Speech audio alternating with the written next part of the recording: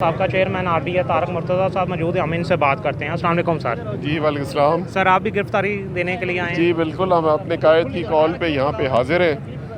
गिरफ्तारी देने के लिए जेल भरो तहरीक का हम हिस्सा हैं और इंशाल्लाह ताला जो भी हमारे कायद हुक्म करेंगे हम उस पर लब्बैक कहेंगे और कह भी दिया है। और जब तक इलेक्शन नहीं होते इंशाल्लाह ताला ये हम जेल भरो तहरीक जारी और सारी रखेंगे। अच्छा सर ये बताएं, वैसे तो खान साहब की पॉपुलेशन वैसे ही बहुत ज़्यादा है, इसमें कोई डाउट नहीं है। ये जो मौजूदा महंगाई है इस बारे में आप क्या कहना चाहेंगे?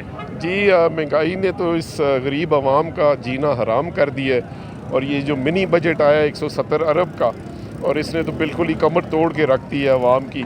और मैं समझता हूँ कि आवाम तंग है इस इम्पोर्टेड हुकूमत से। वो इंतज़ार कर रहे हैं कि उनको बैलेट में वोट डालने का मौका मिले ताकि इस इम्पोर्टेड हुकूमत से जान छुड़ाई जाए। और आप देखेंगे इंशाल्लाह ताला इलेक्शन होंगे, आइन के मुताबिक इलेक्शंस होंगे और पाकिस्तान तहरीक इंसाफ इंशाल्लाह 2/3 से भी ज़्यादा मेजॉरिटी लेके आएगी इंशाल्लाह। शुक्रिया सर।